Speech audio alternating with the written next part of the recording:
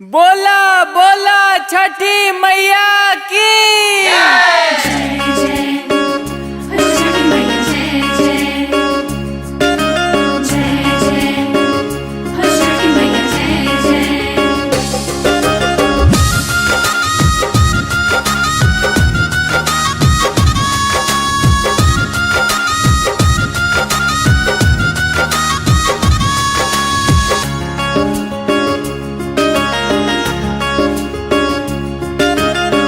हर साल करिले हो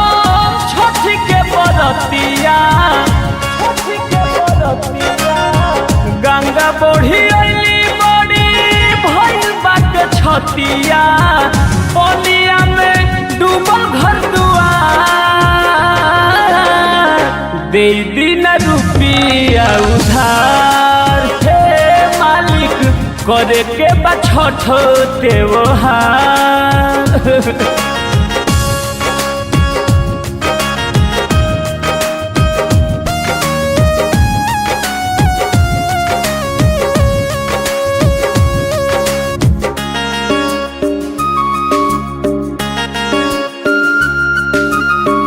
श्रद्धा स्नेह बाटे दिल में अपार जी छठी मैया करी है उपकार जी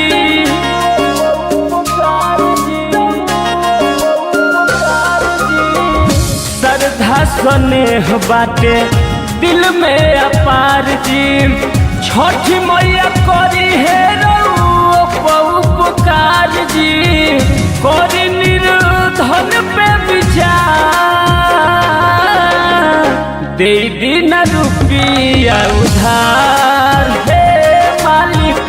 करे के बा छठी त्योहार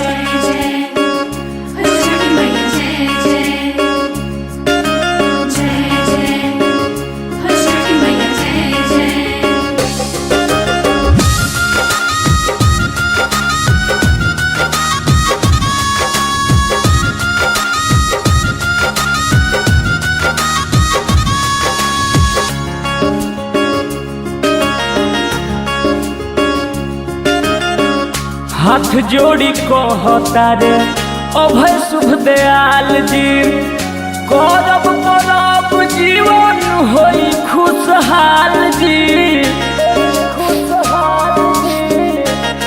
ए मालिक कुछ दिना हाथ जोड़ी कहता रे अभय शुभ दयाल जी करब परब जीवन होई खुशहाल जी करता